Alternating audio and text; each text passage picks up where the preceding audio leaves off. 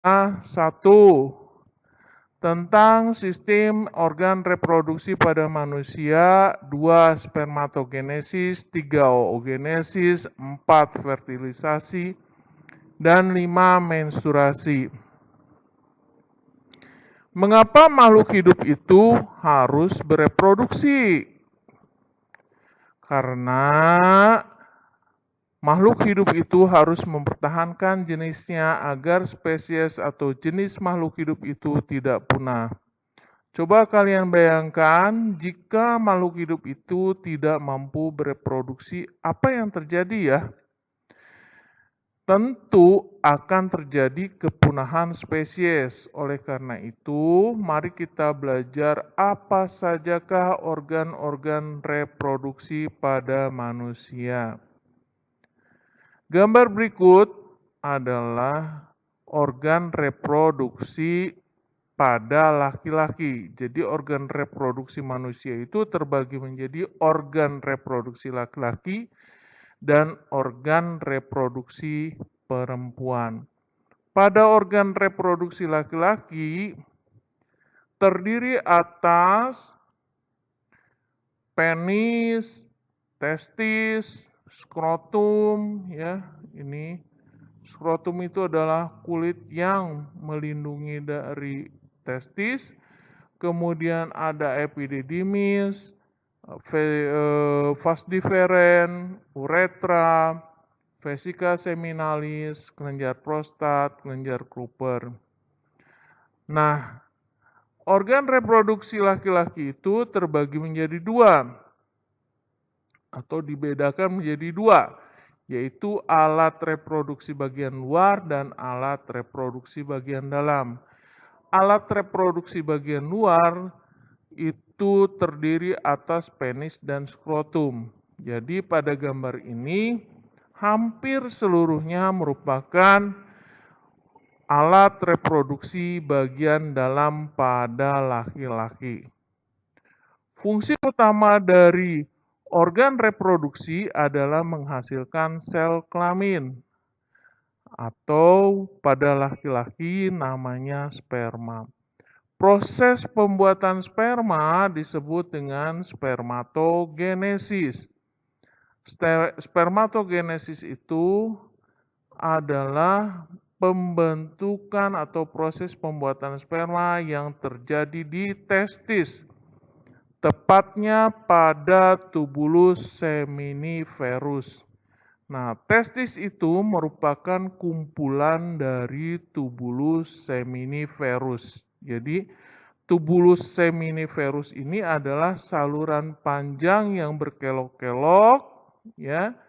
Saluran panjang yang berkelok-kelok, di sini ada saluran.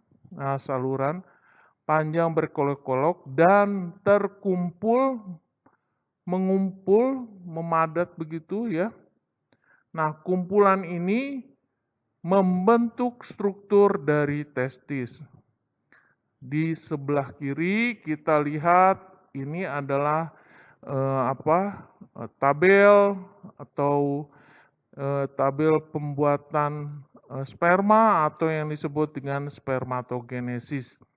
Kalau kalian lihat dan kalian ingat pada proses pembelahan sel yang sebelumnya bahwa spermatogenesis itu merupakan proses pembelahan meiosis di mana satu sel menghasilkan 4 sel anak yang haploid. Artinya haploid adalah jumlah kromosomnya setengah dari kromosom induknya. Nah, untuk lebih jelasnya, mari kita lihat video berikut. Ini adalah tubulus seminiferus. Tubulus seminiferus itu tadi seperti selang-selang ya. Nah, kalian pasti sudah mengetahui di selang itu di dalamnya itu adalah merupakan rongga. Ya, rongga. Rongga kalau selang itu diisi air, maka rongga itu akan berisi dengan air keluar dari situ. Nah, di dalam tubulus seminiferus juga di dalamnya itu berupa rongga. Rongga itu disebut dengan lumen. Ini adalah dindingnya atau kulitnya dari tubulus seminiferus. Nah, disinilah terbentuk sperma atau terjadinya proses spermatogenesis terjadi di bagian kulit dari tubulus seminiferus. Mari kita lihat. Ini adalah spermatogonium atau bakal sperma dengan jumlah kromosom 46 yaitu diploid. Nah, spermatogonium itu akan membelah nanti secara mitosis, terbelah menjadi 2 dengan jumlah sperma yang sama yaitu 46. Ini adalah mitosis, ingat. Kemudian menjadi spermatosit primer. Kita lihat satu saja, spermatosit primer ini nanti akan membelah secara meiosis pertama menjadi spermatosit sekunder dengan 23 kromosom. Spermatosit sekunder membelah secara meiosis kedua menjadi spermatid. Spermatid berdiferensiasi menjadi spermatozoa, yaitu sperma yang memiliki ekor. Dan akan masuk ke dalam lumen. Dari lumen inilah nanti dia akan keluar dari testis, ya, siap keluar dari testis. Nah, kita lihat bagaimanakah struktur daripada sperma. Struktur sperma terdiri atas kepala, badan, dan ekor. Ekor inilah yang bergerak sehingga sperma itu bisa melaju. Pergerakan daripada ekor sperma itu diibaratkan seperti baling-baling pada perahu. Jika ekor sperma ini bergerak, berputar, seperti baling-baling pada perahu, maka baling-baling yang berputar itu akan menggerakkan perahu. Seperti itulah sperma. Jadi jika ekornya itu berputar seperti baling-baling, maka sperma ini akan bergerak, melaju. Kemudian kita lihat bagaimanakah perjalanan sperma tadi kalau sudah masuk ke dalam lumen tubulus seminiferus. Jadi di dalam tubulus seminiferus itu sudah masuk dalam lumen tubulus seminiferus yang terdapat di testis, maka si sperma itu akan keluar masuk ke epididymis. Di dalam epididymis dia akan disimpan sementara untuk berkembang supaya sempurna. Kemudian setelah di epididymis, maka sperma ini masuk ke dalam vas differens. Vas differens itu adalah merupakan saluran yang panjang pada organ reproduksi laki-laki. Setelah masuk vas differens, dia akan keluar melalui uretra. Selama perjalanan di vas differens, sperma itu melewati 3 kelenjar, yaitu kelenjar vesika seminalis, kemudian kelenjar prostat, dan kelenjar Koper. Nah, ketiga kelenjar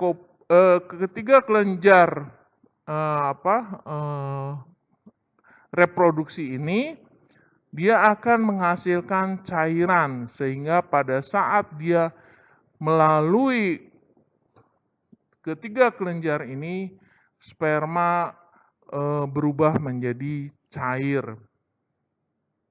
Ya. Nah, spermatogenesis itu pada laki-laki terjadi terus-menerus menghasilkan sperma. Jadi terjadinya mulainya sejak pubertas atau akil balik sampai meninggal. Walaupun jumlah sperma setelah berusia 30 tahun itu akan mengalami penurunan jumlahnya. Baik, kita lanjutkan. Organ reproduksi yang kedua adalah organ reproduksi pada perempuan. Organ reproduksi pada perempuan yang terlihat pada gambar ini adalah merupakan organ reproduksi bagian dalam, ya. Untuk bagian luarnya ini tidak terlihat atau tidak tergambar pada gambar ini. Seperti pada organ laki-laki, organ perempuan juga berfungsi menghasilkan sel kelamin yang disebut dengan sel telur atau ovum. Ovum dihasilkan oleh ovarium. Ini ovarium. Ovarium pada organ perempuan itu ada dua, kiri dan kanan. Begitu pula dengan infundibulum dan tuba falopi. Nah, tuba falopi ini adalah saluran yang menghubungkan ovarium ke rahim. Ini rahim, ya, yang seperti ini kendi itu adalah rahim. Di dalam rahim ada dinding rahim yang disebut dengan endometrium, kemudian ada serviks atau mulut rahim dan vagina. Nah, ovum dihasilkan atau dibuat di ovarium. Proses pembuatan ovum atau sel telur disebut dengan oogenesis. Oogenesis terjadi sejak bayi itu masih di dalam kandungan, ya. Bayi itu masih di dalam kandungan.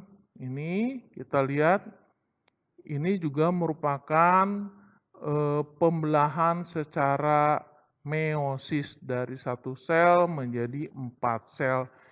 Tapi berbedanya kalau pada sel sperma 4 sel itu semuanya berfungsi, kalau pada ovum atau sel telur yang berfungsi cuma 1, yang 3-nya merupakan badan polar yang tidak berfungsi.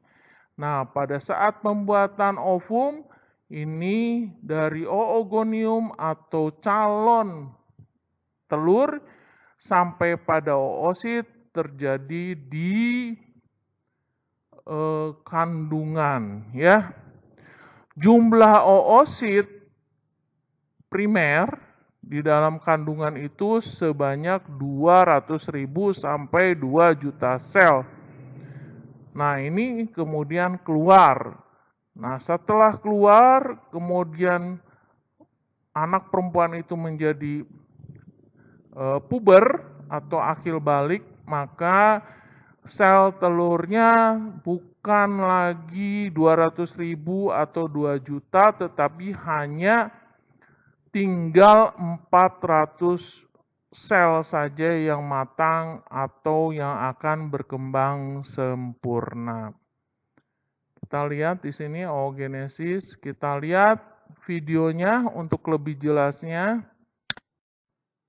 Baik, ini adalah ovulasi spermatosit yang seperti, nah ini adalah spermatogonium yang membelah terus-menerus pada saat anak perempuan ini masih di dalam kandungan. Kemudian setelah pubertas, maka si calon ovum itu yang disebut dengan folikel primordial itu akan berkembang.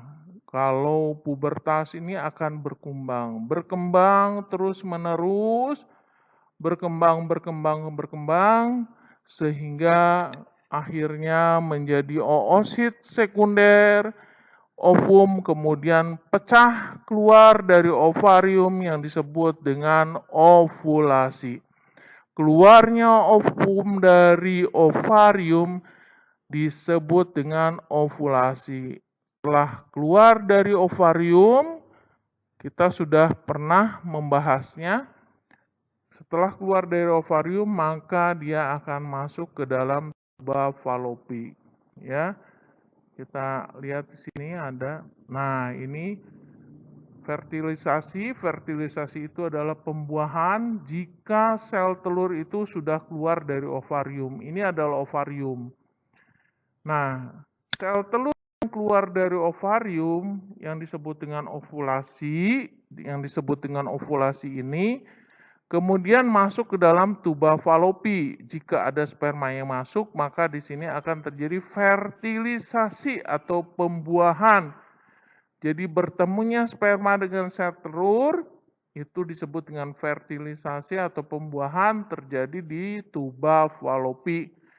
Kemudian dari sperma dengan sel telur yang bersatu itu disebut dengan zigot. Zigot akan membelah menjadi 2, 2 menjadi 4, 4 menjadi 8, 8 menjadi 16, 16 menjadi 32, dan menjadi blastosol. Kemudian molura dulu, kemudian blastula, kemudian grastula. Setelah menjadi grastula, maka dia akan masuk ke dalam rahim, terus dan membenamkan diri di dinding daripada rahim yang disebut dengan endometrium. Nah, ini membenamkan diri di dinding rahim yang disebut dengan implantasi atau membenamkan diri. Ini sudah mulai proses kehamilan. Jadi proses kehamilan adalah jika sel telur itu dibuahi oleh sperma dan kemudian membenamkan diri pada dinding rahim, itulah proses kehamilan dari grastula, kemudian akhirnya menjadi bayi yang siap keluar. Nah, bagaimana jika sel telur itu tidak dibuahi oleh sperma? Sel telur itu keluar, masuk ke tuba falopi, tapi tidak ada sperma yang masuk di sini. Nah, pada saat sel telur itu keluar dari ovarium, dinding rahim sudah menebal. Ini siap untuk proses kehamilan, ya. Ini di sini siap untuk proses kehamilan. Nah, begitu tidak ada sperma yang masuk, si sel telur ini tetap masuk ke sini. Dia tidak ada sperma, berarti dia tidak bisa hamil. Kalau tidak bisa hamil, si ovum yang masuk ke dalam dinding rahim tadi akan meluruhkan dinding rahim dan menyebabkan perdarahan. Inilah yang disebut dengan menstruasi. Nah, kita lihat di sini pada saat ovulasi ini dinding rahimnya itu tebal. Kemudian begitu tidak ada sperma yang masuk, dia akan luruh. Nah, luruh ini bersama dengan darah-darah, ya, dengan dinding rahim yang ini keluar, kemudian menipis. Setelah selesai menstruasinya, maka dinding rahim itu akan menebal kembali. Baik. Nah, pada saat ovulasi sebenarnya dinding rahim itu menebal tadi untuk bersiap dalam proses kehamilan, tapi karena tidak ada jadi akhirnya menstruasi. Nah, saat menstruasi itu ini kita lihat di sini ada 1 bulan, ya, lebih. Ini dari ada garis 1, 2, 3. Nah, garis pertama ini adalah disebut dengan minggu pertama, ini adalah minggu kedua. Minggu kedua itu dari 8 sampai 14 hari. Kemudian ini adalah minggu ketiga dan keempat. Ya, ini sampai 28 hari. Oke. Pada saat menstruasi ini kita hitung adalah minggu pertama. Jadi 0 hari sampai dengan 7 hari ini terjadi menstruasi. di mana dinding dari rahim itu menipis. Nah, pada saat menstruasi, hormon LH dengan FSH, LH ini di sini luteinizing hormone dengan FSH itu adalah follicle stimulating hormone. Keluar, terus FSH itu akan naik. Kenapa naik? Karena FSH itu akan mempunyai fungsi untuk perkembangan folikel. Ya, jadi folikelnya berkembang tadi, berkembang, ya. Pada minggu pertama ini berkembang, kemudian setelah menstruasi berkembang karena di sini naik FSH-nya. Begitu FSH naik, ya. Nah, progres si estrogen ini estradiol itu sama dengan estrogen, ya. Estrogen ini mengalami kenaikan. Estrogen itu mengalami kenaikan, ya. Nah, estrogen itu mengalami kenaikan. Setelah naik, nah, estrogennya itu akan memicu kenaikan dari LH dengan sangat drastis, ya. Nah, kenaikan LH dengan sangat drastis itu akhirnya memicu si folikel itu untuk pecah, ya, untuk pecah. Karena LH itu adalah luteinizing hormone, artinya memecahkan si folikel tadi, beserta dengan perkembangan FSH-nya juga naik, ya. Jadi perkembangan folikelnya naik. Setelah berkembang dia akan dipecahkan, ya, dengan LH. LH itu memicu pecahnya sel telur, ya, sehingga keluar. Itu yang disebut dengan ovulasi. Setelah pecah, nanti sel telur itu akan masuk ke dalam tuba falopi. Nah, kemudian apa yang terjadi dengan folikelnya ini? Nah, setelah pecah, dia akan menurun LH dengan FSH. Pada saat menurun, progesteron dan estrogen justru naik. Kenapa? Karena si ini akan berubah, si folikel ini akan berubah menjadi korpus luteum. Nah, pada saat korpus luteum terbentuk, maka progesteron dan estrogen meningkat. Meningkatnya ini akan merangsang penebalan dinding rahim. Jadi dinding rahimnya menebal kembali. Nah, pada saat menebal, estrogennya itu menebalkan dinding rahim, tidak menebal, kemudian tetap tidak terjadi pembuahan, maka untuk setelah hari ke-28, yaitu 29 hari ke-29-nya itu akan terjadi menstruasi kembali. Maka siklus menstruasi berulang dari awal dari tadi. Nah, menstruasi lagi, hormonnya ini keluar lagi, ini FSH dan LH ini keluar dari kelenjar pituitari yang ada di hipotalamus bagian otak. Jadi LH dan FSH ini dikeluarkan dari kelenjar pituitari yang ada di hipotalamus di otaknya. Ini keluar, kemudian setelah keluar estrogennya akan perkembangan folikel ini akan memicu keluarnya estrogen dan progesteron. Nah, setelah naik, estrogen akan naik juga sama. Begitu naik, estrogen yang naik itu memicu kenaikan LH secara drastis dan FSH juga naik. Kalau LH-nya sudah naik drastis, maka ini pecah. pecah, keluar ovulasi, kemudian setelah ovulasi dia akan turun memicu progesteron dan estrogen naik kembali.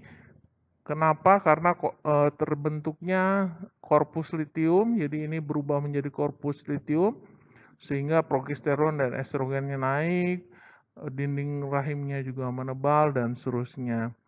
Nah, jika perempuan sudah melakukan sekitar 500 siklus, maka perempuan tersebut akan mengalami menopause, yaitu terhentinya ovulasi secara otomatis. Menstruasi akan berhenti. Jadi kalau sudah menopause, menstruasinya tidak terjadi. Kapan itu terjadi? Biasanya terjadi antara usia 46 sampai 54 tahun. Tapi perlu diingat kalau spermatogenesis tadi dari mulai pubertas sampai si laki-laki itu mati. Tapi kalau perempuan itu dari mulai pubertas, kemudian dia akan berhenti pengeluaran oogenesisnya yang disebut dengan menopause, usianya 46 sampai dengan 54.